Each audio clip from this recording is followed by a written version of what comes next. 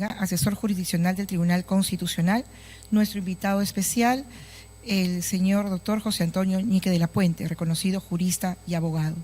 Y también, de forma virtual, nos acompaña el magistrado Gustavo Gutiérrez Tixe, impulsor de esta actividad académica, quien en los próximos minutos se incorporará a la mesa. Iniciamos la conferencia con las palabras del doctor Franco Germana Inga. Permítanme leer brevemente su hoja de vida. Abogado por la Universidad San Ignacio de Loyola, magíster en Ciencias en Estudios de Políticas por la Universidad de Edimburgo, doctorando en Derecho por la Universidad de Navarra, fue becario presidente de la República, es profesor universitario de Derecho Constitucional e Historia del Pensamiento Político y asesor jurisdiccional del Tribunal Constitucional. Lo escuchamos. Doctor Ñique de la Puente, buenas tardes a todo el público presente, tanto físicamente como de manera virtual, y por supuesto al magistrado Gutiérrez Tixe. Es para mí un honor estar ya por segunda vez hablando sobre José Faustino Sánchez Carrión aquí en la sede del Tribunal Constitucional, y más que iniciar yo dando, digamos, algunos aportes o una conferencia temática sobre José Faustino Sánchez Carrión, eso lo vamos a dejar hacia el final.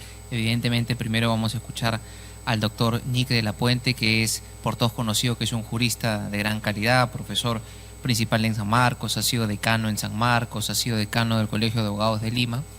Simplemente quiero iniciar haciendo un recuento de qué es lo que se ha venido haciendo a través de las cátedras José Faustino Sánchez Carrión.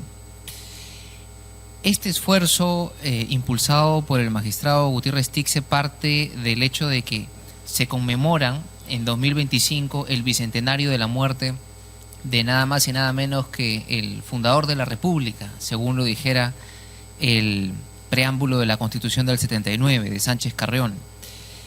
Y es una ocasión propicia a lo largo de todo este año para haber hecho una serie de actuaciones, algunas conmemorativas, otras académicas, a lo largo y ancho de universidades, no solamente de la capital, privadas, públicas, sino también del interior del país. Incluso ha estado presente en el propio Huamachuco, ciudad en donde nació José Faustino Sánchez Carrión, para hacer un acto de conmemoración, una mesa de trabajo académica, para rescatar un poco cuáles fueron los aportes de José Faustino Sánchez Carrión a nuestra república y al constitucionalismo peruano, que es algo de lo que vamos a hablar el día de hoy, pero que es primero la opción por la república, el debate que él tuvo sobre si ser una república federal o una república unitaria, la importancia de la separación de poderes, no solamente verlo en su faceta de pensador, que quizás es la más conocida, ¿no? Como defensor de las ideas de la independencia, sino también verlo como un pensador de derecho constitucional, porque él fue uno de los principales redactores de la Constitución de 1823.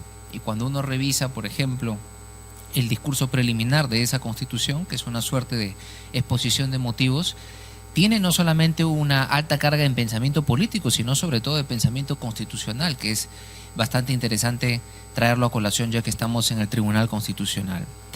Asimismo, el espíritu y la lógica de la cátedra José Faustino Sánchez Carrión ha sido reivindicar a José Faustino como hombre también de acción, porque fue un político, fue diputado, fue ministro general de Bolívar, fue también un abogado litigante, como muchos de ustedes, fue abogado de los insolventes en el Colegio de Abogados de Lima y además también fue profesor, tenía una faceta de académico. Entonces, todas estas experiencias se han ido dando en conferencias, en mesas de trabajo, en distintas universidades, y el día de hoy tenemos la conferencia final para cerrar con broche de oro, y después de esta compilación se han invitado a una serie de académicos para escribir artículos sobre Sánchez Carrión, y eso terminará en una publicación a la cual prontamente se les estará también invitando para la ceremonia de publicación.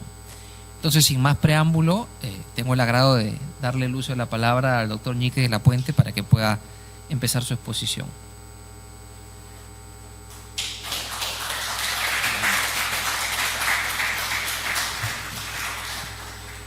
Buenas tardes, doctor Franco Germana Inga, al doctor Gustavo Gutiérrez Tixe, que en este momento de manera virtual lo saludo, magistrado del Tribunal Constitucional del Perú, usted asesor jurisdiccional del Tribunal Constitucional, a todos los colegas, damas y varones, varones y damas presentes aquí. Una vez dijo Eduardo González Viaña, el gran escritor peruano, en el homenaje a Ciro Alegría, yo todavía era escolar en Trujillo, y me escapé y me fui a la universidad a ver la presentación de un homenaje que le hacían a Ciro Alegría, ¿no? Y Eduardo González Viaña dijo: no son los nombres los que construyen al hombre, los que construyen la biografía. Son los, si hubiese sido Ciro Alegría y no hubiese escrito, no hubiese tenido esa vida tan intensa que está reflejada en sus memorias, que se llama Mucha suerte con hartos palos, ¿no? Y no hubiese, son los hombres los que construyen con su esfuerzo su biografía. Por eso Ortega y Gasset dijo: el hombre es él y su circunstancia, ¿no? Por eso es que José Faustino Sánchez Carrión vivió 38 años. Nació aquel 13 de febrero de 1787 en Huamachuco, hoy Sánchez Carrión, en la zona de la Serpiente de Oro, cerca a los ríos que van a dar a lo que Ciro Alegría llamó la Serpiente de Oro, en el río Marañón. Y en Huamachuco, donde se crió hasta morir en Lurín aquel 2 de junio de 1825. Su vida fue intensa. Él no leía. Mire, yo dije así, José Faustino Sánchez Carrión no leía, devoraba los libros. Por eso le llamaron el solitario de Sayán en Sayán, porque la gente quería que haga, y lo veían que todo el día estaba intensamente estudiando y pensando. Y no olviden que el constitucionalismo peruano en gran medida es obra del solitario de Sayán, pero no solamente ahí. Él, de su Huamachuco amado, ¿no?, donde estaba la Virgen de la Asunción del 15 de agosto, ¿no?, llegó en 1802 a Trujillo, al Colegio Seminario de San Carlos y San Marcelo, que el 4 de noviembre de este año ha cumplido 400 años de existencia. Y ahí vi un libro de Conrado Oquillas, que lo puedes ver en internet. Se llama Homenaje al Tricentenario, a los 300 años, fue en 1925 el libro. O en homenaje al Colegio Seminario de San Carlos de San Marcelo, fundado en 1625 por Carlos Marcelo Cornell, un sacerdote. Y en ese colegio, él venía ya de Huamachuco, donde sus padres minero, Agustín Sánchez Carrión, y su mamá, ¿no?, Teresa Rodríguez Ledesma, le pusieron profesor para en casa, que le enseñó latín y filosofía, pero él demostró tener mucha afición y mucha pasión por la lectura, como diría Cicerón. Tenía el logos, el etos y el patos. No hay genio sin pasión, y él tenía pasión desde joven, ¿no? Y en ese sentido llegó a Trujillo para ser sacerdote, y llegó al Seminario de San Carlos y San Marcelo, que es el antecedente de la Casa de Bolívar y Sánchez Carrión, de la Universidad Nacional de Trujillo y del glorioso Colegio Nacional de San Juan.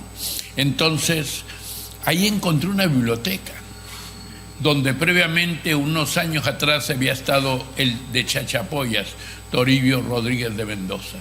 Y esa biblioteca era la subversión intelectual, porque en esa biblioteca había libros del Index Prohibitorum, libros prohibidos, ¿no?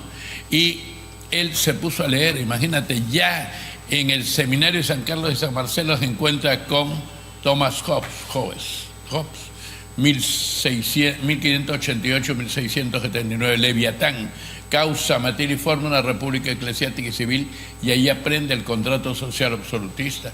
Pero el que va a cambiar su vida en el constitucionalismo va a ser el contrato social de Juan Jacobo Rousseau, el subtítulo Principios de Derecho Político, de 1762, pero antes había leído 8 años antes, el origen y fundamento de la desigualdad entre los hombres, de Juan Jacobo Rousseau, pero 100 años antes del contrato social, 1662, está el libro de John Locke, que transformó a Sánchez Carrión, que se llama Dos ensayos sobre el gobierno civil.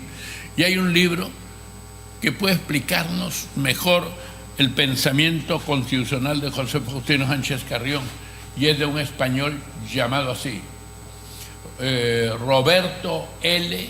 Blanco Valdés. El libro se llama El valor de la Constitución, prólogo de Miguel Artola, editorial Alianza Editorial. Y ahí está cada uno de estos autores y también Montesquieu, que cambió la vida de él. Porque no solamente Montesquieu habló de la separación de poderes, que también lo va a tomar en el debate constitucional José Faustino Sánchez Carrión, sino de la coordinación de poderes, ¿ya?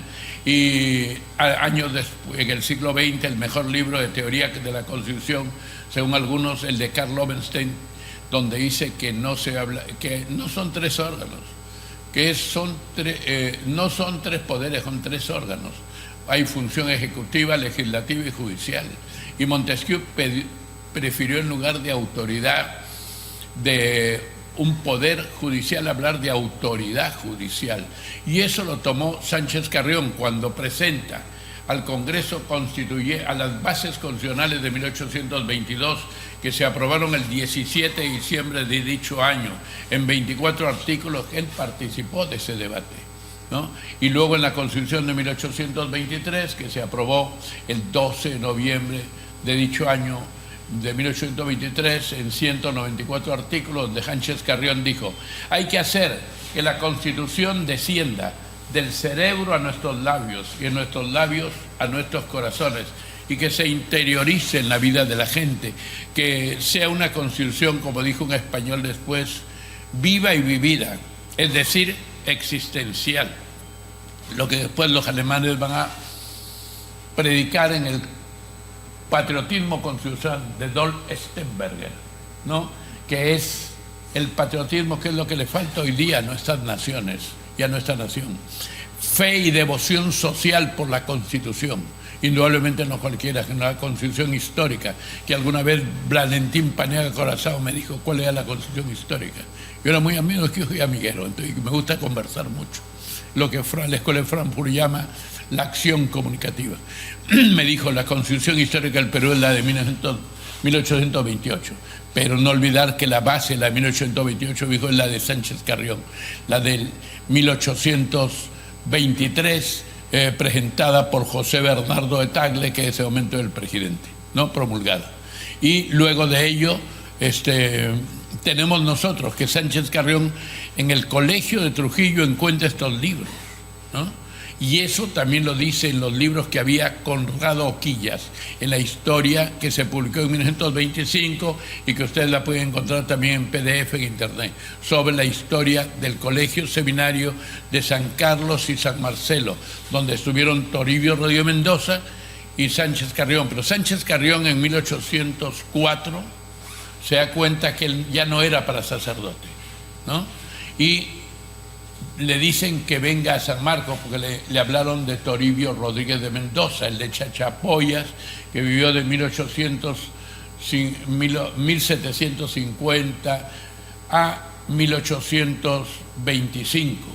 Y él había influenciado enormemente, porque en la época de Toribio Rodríguez de Mendoza se decía que en San Marcos y en el Convictorio hasta las piedras conspiraban. Doctor, entonces Sánchez Carrión, ¿dónde estuvo? ¿En San Marcos o en el Convictorio en Lima? Sepan lo que dijo una vez uno de los grandes historiadores de San Marcos. San Marcos es como el misterio de la Santísima Trinidad. Tres locales diversos, pero un mismo San Marcos eterno y verdadero. Enseñó en el Convictorio y en San Marcos. Y él estudió Derecho ahí y recibió la influencia de Toribio Rodríguez de Mendoza, donde decía que en la época de Toribio Rodríguez de Mendoza en el Convictorio hasta las piedras conspiraban, pero ahí pasa algo. Por eso dicen que el hombre es él y su circunstancia. Yo soy yo y mi circunstancia.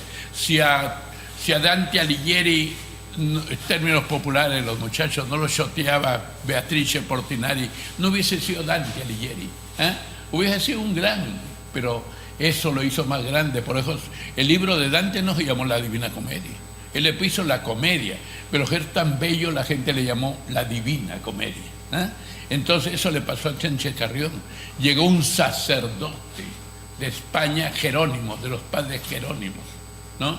Y llegó, además él tenía la influencia de los agustinos, porque llegaron a Huamachuco, y después fue con Bolívar a visitar a la Virgen de la Puerta en Otusco. Y eso ya les digo luego. Entonces, en ese momento va a ser que el padre Diego de Cisneros, que vivió de 1737 a 1812, fue una especie de director de la biblioteca del Convictorio y de San Marcos.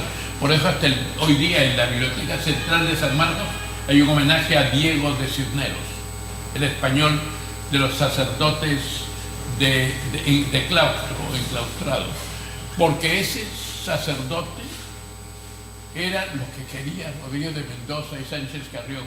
Trajo todos los libros que el sistema y los adversarios de la historia no quieren que los muchachos lean.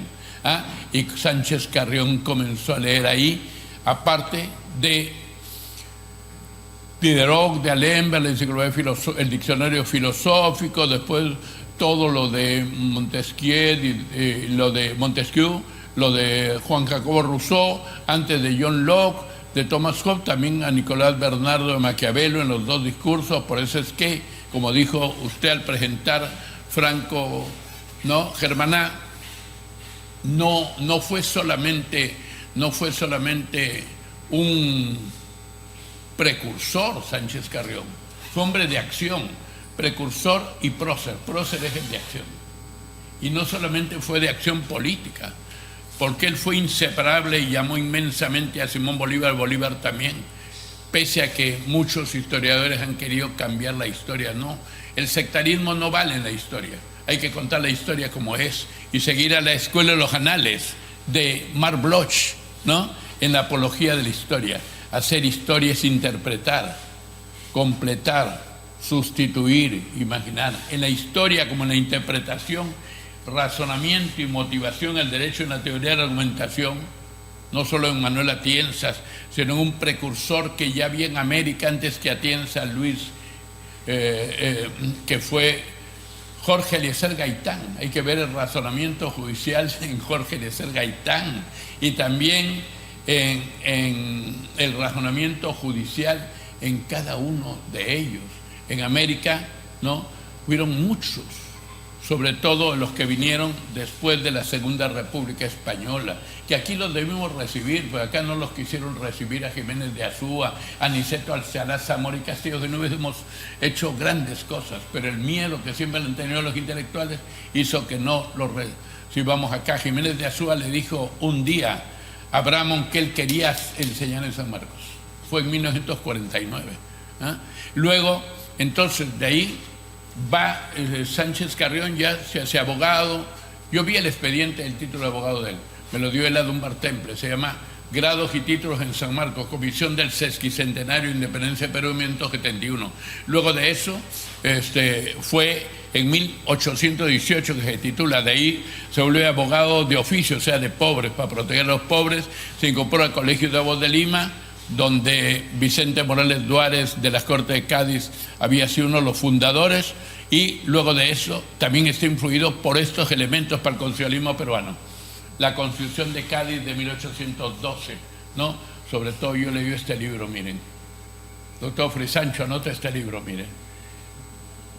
Yo vi nacer a la Pepa, por Pedro Hurtado Muñoz, editorial Diputación de Cádiz 2006.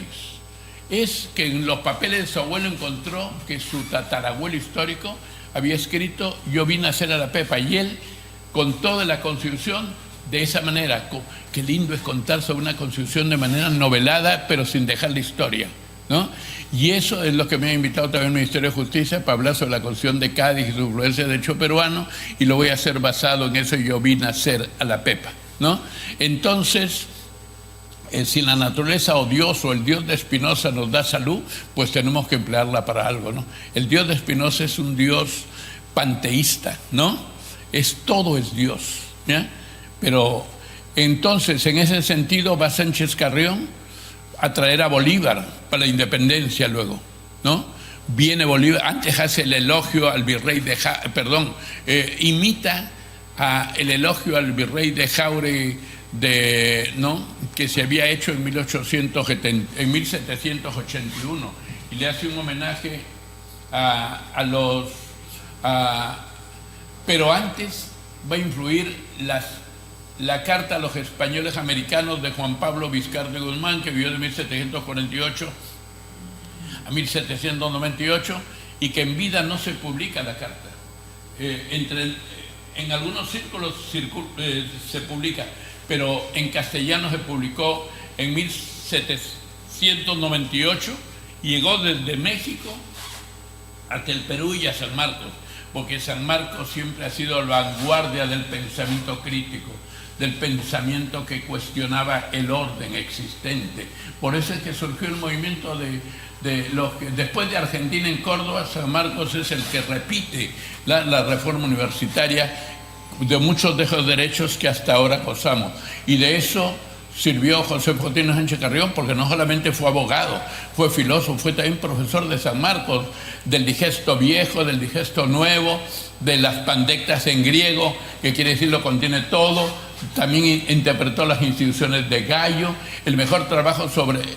Yo tengo la suerte que Alberto Tauro del Pino, en la Enciclopedia Ilustrada del Perú, me dio así: toma, La Abeja Republicana, una edición del...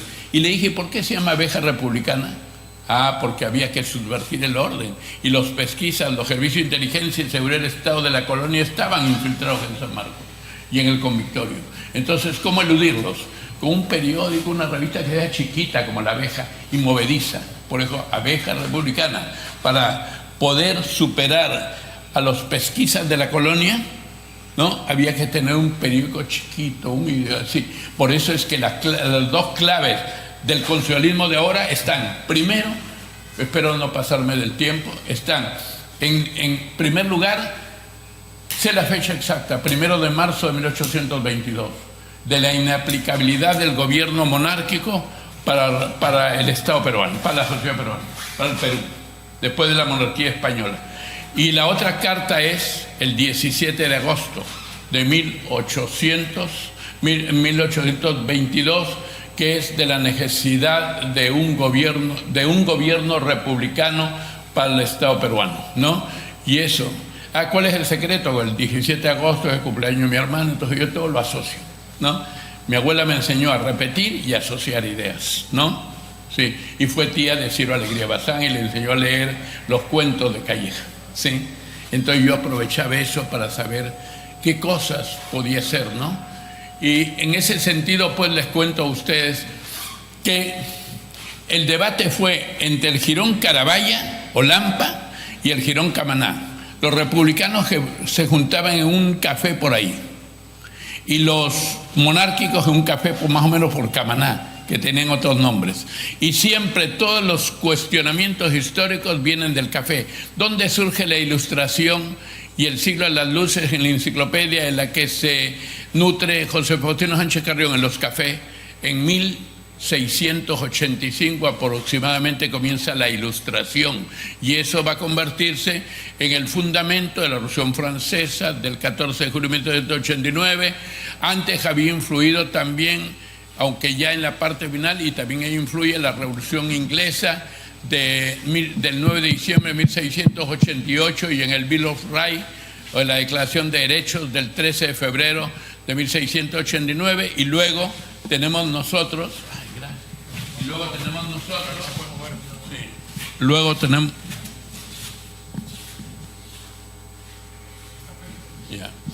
tenemos, es que hay un señor que me enseñó a agarrar cosas, si no se lo tenía colgado, porque te quita la inspiración.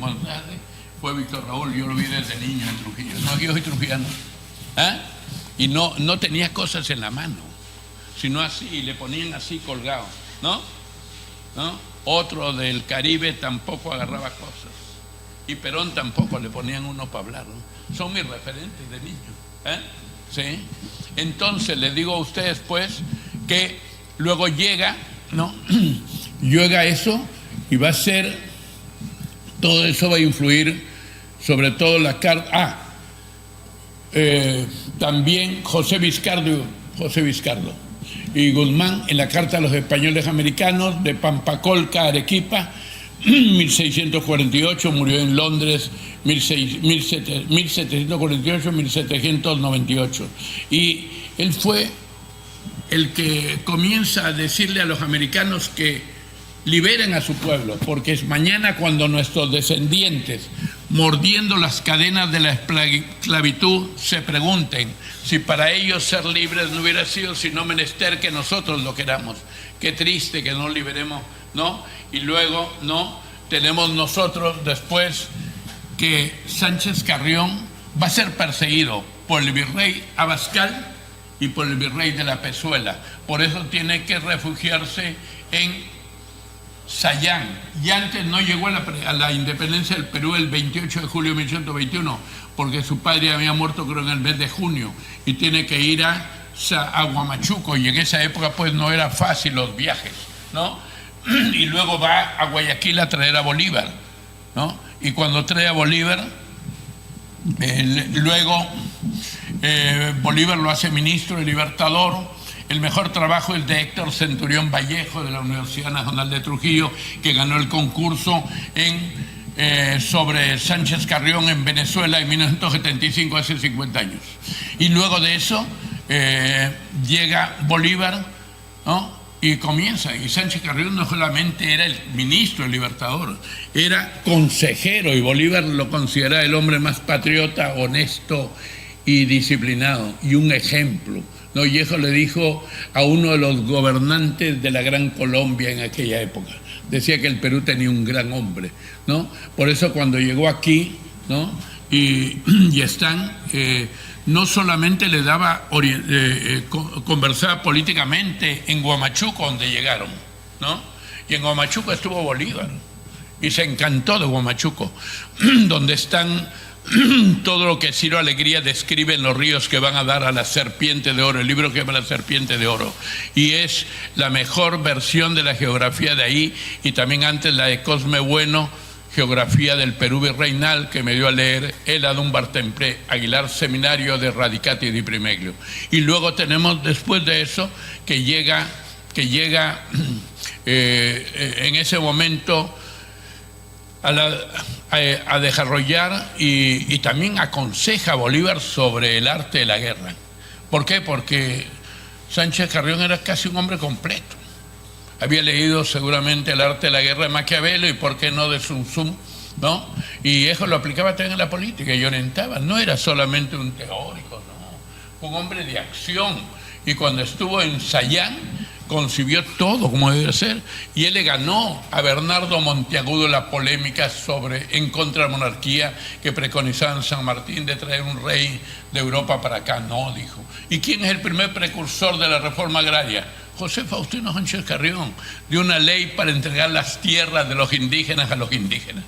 Y dijo que los indios, nuestros hermanos, son igual que todos nosotros, porque como dijo Francisco Suárez en De Legibus Acteo Legislatore 1548 en Granada, 1617 en Lisboa, hay una unidad específica del género humano. Por ser todos hijos de un mismo creador, todos tenemos la misma dignidad y ningún monarca tiene derecho a maltratar a sus súbditos, y cualquier hombre de la tierra tiene el deber de detener la mano del monarca que maltrata a sus súbditos. Vallejo también leyó, porque Sánchez Carrión se nutrió de la patrística, del tomismo, antes también de los griegos y los romanos, porque fue el mejor maestro del derecho romano en San Marcos. No puede haber una historia del derecho romano en San Marcos sin tomar en cuenta a José Faustino Sánchez Carrión, como lo reconoce el Adúmbar Temple en su grados y títulos en San Marcos, donde se refiere a la titulación ante la Real Audiencia, porque antes se estudiaba en San Marcos, el convictorio, pero el título no era en la universidad, era ante la Real Audiencia de Lima, ¿ya? Y luego de eso participó pues en toda la cuestión política junto a Bolívar, y coincidieron en mucho, y él murió en Lurín el 2 de junio de 1825 de un aneurisma en el hígado, y ¿ya?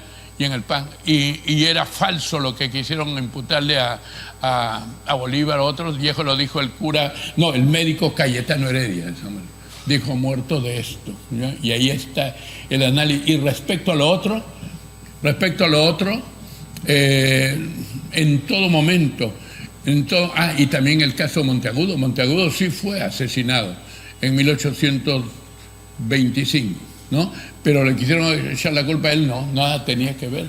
Sánchez Carrión era un hombre que no quería matar ni una pulga, ¿eh?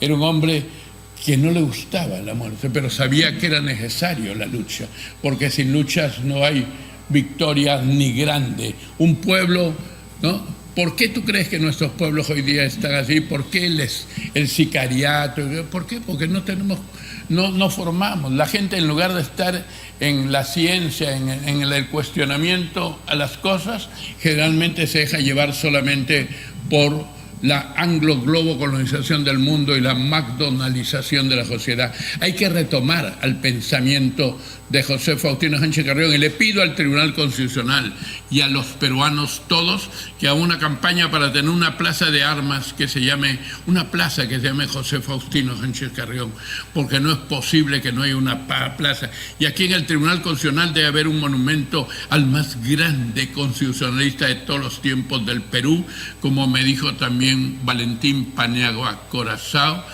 quien me dijo que la Constitución Histórica del Perú es la de 1828, liberal, pero no quería nada sin las bases constitucionales de 1822, donde fue el alma Sánchez Carrión y también el que proclamó la independencia de Trujillo, José Bernardo Tagle, más llamado el Marqués de Torre Tagle, el 29 de diciembre de 1820, y en cuya plaza estuvo presenciando, viniendo de Huamachuco, José Faustino Sánchez Carrión vio, y por eso es que después con Bolívar, el 10 de mayo de 1824, creó la Universidad de Trujillo, y por eso es que creó la primera Corte de la Libertad, donde también de Trujillo, donde también Manuel Lorenzo Vidaurre de la Parra y Encalada fue su presidente, y luego la Corte Suprema, donde también Manuel Lorenzo de Vidaurre, la Parra y Encalada fue el más. Dicen que en el Comitorio de San Marcos, si a alguien le decían eres un genio muy inteligente, te decían eres un Vidaurre, pero también podrían decirle eres un Rodríguez de Mendoza o un Sánchez Carrión. Gracias.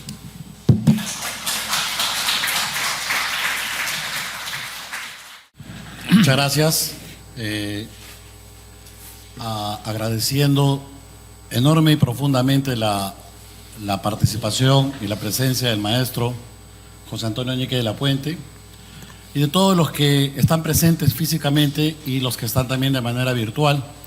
Hay más de 110 conectados, sí, que han escuchado con agrado, creo que sus palabras. Y doctor, algo que no lo interrumpo, pero que en Alemania han estado, me mandaron todo porque mi hermano viene ahí, pues. Y ahí vieron el programa y me dijeron así, sí. ¿Ya? Y te vieron así, pero tú estás muy serio ahí, y en la foto ahora te veo más alegre. Bueno, agradecer la presencia del maestro José Antonio Ñique de la Puente, y como decía el doctor Franco al inicio de este evento, nosotros queríamos hacer un cierre simbólico de todo lo que hemos realizado durante el año, que es una cátedra itinerante que nos ha permitido estar con estudiantes de diversas facultades de Derecho del país, a la que hemos recorrido precisamente divulgando el pensamiento, como dice el maestro Ñique, de un gran constitucionalista, tal vez poco reconocido, poco valorado, y que, como no, debiéramos tener aquí en el Tribunal Constitucional al menos su figura para que pueda acompañar el pensamiento y la acción de nosotros que hacemos derecho y que buscamos la justicia, porque como decía también el doctor Ñique y Franco, estamos hablando del abogado de los pobres, el abogado de los insolventes, estamos hablando del intelectual y el hombre de acción, ¿no? Que en su juventud leía a los pensadores del iluminismo francés, pero además fue un actor principal, inclusive en la última campaña para la independencia, siendo técnicamente un héroe civil, pues se encargó de recoger y recaudar ingresos y convocar a los voluntarios para las tropas finales que fueron conducidas por Simón Bolívar, y que finalmente en 1824 se gestó la independencia real. Simplemente, entonces, esta conferencia de cierre tenía que tener a alguien de mucho nivel, de mucha calidad académica, y es por eso que era necesario contar con la presencia del maestro José Antonio Ñique de la Puente, además como Sánchez Carrión sanmarquino. Así que creo que eso también es un buen homenaje a lo que debiera ser quizás el inicio para revalorar a los grandes peruanos que, repito, nos hace mucho falta poder estudiar. Quisiera resumir brevemente 5 ejes que hemos podido concretizar de la cátedra Sánchez Carrión. Revisando el pensamiento sánchez carrionista, advirtiendo ese lenguaje tan potente en la Abeja Republicana, los periódicos que hablaba el maestro, en el Tribuno de la República y sus discursos preliminares en las bases de la Constitución y de la Constitución de 1823, podemos advertir que Sánchez Carrión tenía claro lo que quería para el Perú, que era la formación de una república de ciudadanos, y que justo en el momento en el cual ya le correspondía ejercer la magistratura, porque Bolívar lo designa vicepresidente de la Junta Gubernativa, ¿no? Y por tanto, en 1925 iba a poder diseñar finalmente el derrotero del Perú. Lamentablemente en 1925 muere Sánchez Carrión a los 38 años de edad y se queda su obra en el péndulo, como nosotros le calificamos. Lamentablemente Sánchez Carrión quebró el pensamiento político del Perú y a partir de ahí empezamos una suerte de ocaso como el túnel de Ernesto Sábato, ¿no? De donde el cual en realidades paralelas hemos avanzado un poco, pero hemos retrocedido bastante y hemos tenido 200 años de incertidumbre prácticamente, que se han sucedido dictaduras, golpes de Estado, guerras civiles que han profundizado el odio, la división entre los peruanos. Lamentablemente Sánchez Carrión murió. Quizás si la gloria de Dios le hubiera dado unos 20 años más, quizás el Perú fuera distinto. Pero ahora, a 200 años de su muerte, creo que sí es imperativo empezar a plantear algunas aristas que nos permitan retomar el pensamiento de Sánchez Carrión. Y nosotros hemos encontrado 5 ejes para construir, porque ejes para construir. Y esos ejes son los siguientes: moralidad pública, descentralización, integración, derechos sociales y regionalismo, ¿no? Regionalismo, que son trascendentales. Moralidad pública.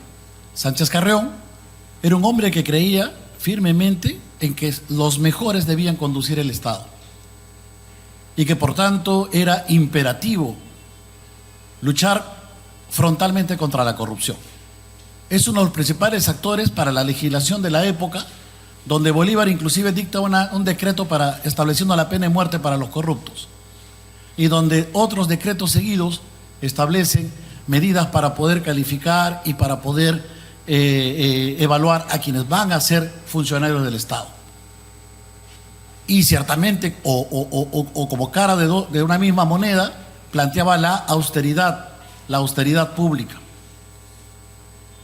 El ejemplo de la autoridad de comportarse austeramente, sin relojes, sin joyas, sino demostrando que el uso de la cosa pública también puede tener a las personas y enseñar con el ejemplo.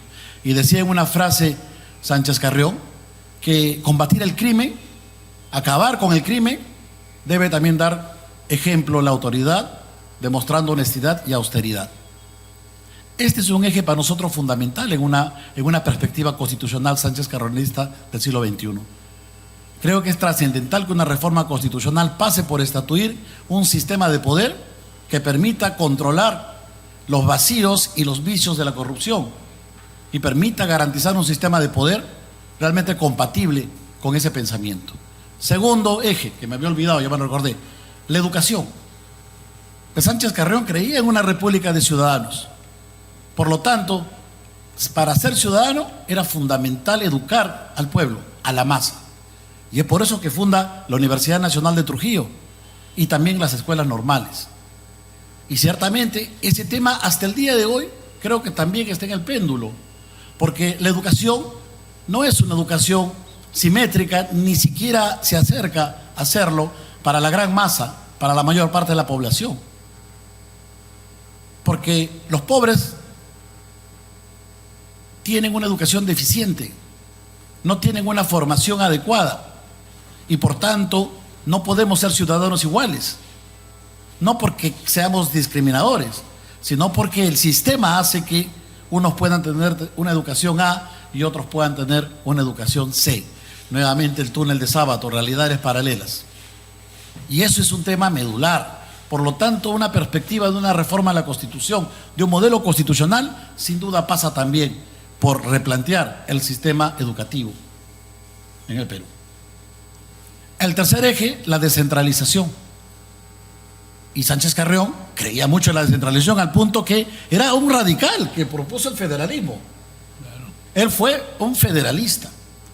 Ciertamente, después de 200 años, plantear un federalismo es una utopía, pero creo que en una perspectiva sánchez carronista, hoy diría que el Perú requiere de una verdadera regionalización, de un Estado regional, pero no pues cambiarle de nombre a los departamentos y ponerle regiones, sino diseñar estructuras regionales de integración costa, sierra y selva, como planteaba Manuel Pulgar Vidal, y que permita el desarrollo de los pueblos más olvidados del Perú. Y que no ocurra lo que ha ocurrido, y que Sánchez Carrión ya lo señalaba, lo que ha ocurrido en el Perú, el centralismo, que básicamente los migrantes han tomado la capital, hemos tomado la capital, y de alguna forma esto ha afectado también el desarrollo de los pueblos del Perú profundo, y generando división, generando discordia y todos los flagelos que se han ahondado durante estos años. Cuarto eje, la integración latinoamericana. Sánchez Carrión convoca al Congreso Anfitriónico. Claro, era el sueño de Bolívar, de la patria grande, de la patria latinoamericana. Convoca en Panamá, pero muere Sánchez Carrión lamentablemente, como les dije. Pero esa visión de integrar América Latina, porque se realizó el Congreso de Panamá, y en homenaje a Sánchez Carrión, hay un busto en Panamá de Sánchez Carrión. Lo que a veces no lo hemos valorado aquí, hay un busto de Sánchez Carrión en la ciudad de Panamá. Sin embargo, la integración sigue siendo una agenda pendiente, mientras Europa forma una alianza grande, mientras el Asia igual, mientras América del Norte tiende puentes excepcionales. En América del Sur seguimos siendo una colección de banderitas, ¿no? Como decía la canción de Los Prisioneros, Latinoamérica sigue siendo un pueblo al sur de los Estados Unidos. En consecuencia, en el tema de la descentralización también es medular el pensamiento de Sánchez Carrión. Y finalmente, quinto punto, ¿no? Quinto, ¿no? Quinto punto que hemos encontrado ahí buscando, los derechos sociales. Los derechos sociales. Y no me voy a cansar hasta el último día que esté en este Tribunal Constitucional de hablar y poner énfasis en los derechos sociales, así seamos votos minoritarios. Porque Sánchez Carrión, que era un liberal, que apostaba por las libertades, también tenía el concepto claro de justicia y de igualdad. ¿Y cómo no tenerlo si era un hombre de pueblo? Si era un hombre de provincia, si era un hombre de las serranías de la libertad, y que había advertido la pobreza, y además un hombre de acción, que cuando siendo abogado también defiende a los pobres, y además un poquito antes deja 2 años de la carrera para dedicarse a ser profesor de las escuelas públicas, en su creencia y convicción por la educación. En consecuencia, él, Sánchez Carrión, también considera que la libertad, la república, la ciudadanía implica no solamente libertades, sino también derechos sociales. Algo que los alemanes en el siglo XX lo van a teorizar con el Estado Social de Derecho, con la ley fundamental de Bonn, y van a teorizar lo que significan los derechos sociales. Y que en el Perú, ese es uno de los temas también que no ha sido del todo realizado. Porque tenemos deuda social, porque tenemos gente que se le debe dinero desde los años 80, porque tenemos trabajadores, por ejemplo, en la pesca que están quebrados y no tienen de dónde pagarles su pensión, porque tenemos trabajadores mineros viejos que se mueren demandando pensiones. Es decir, tenemos una deuda social y prácticamente generamos nuevamente esa abertura. Mientras en el Estado se aumentan los sueldos, mientras se colocan sueldos sueldos dorados, no podemos pagar la deuda social, que significativamente es muy importante.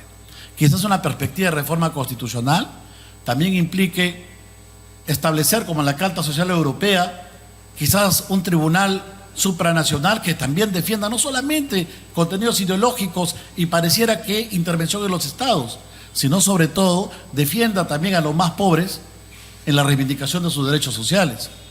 Un tratado internacional eficaz en materia de derechos sociales o una constitución más imperativa para que esto no siga ocurriendo.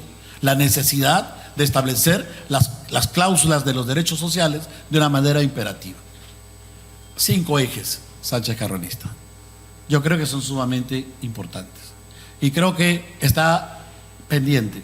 Y es un proceso que seguramente con la tarea de todos y con este peregrinaje que hemos hecho, donde hemos visitado a más de 1.500 estudiantes de las universidades del Perú, creo que el mensaje es sumamente importante y considero de que tenemos que pensar el Perú como una posibilidad.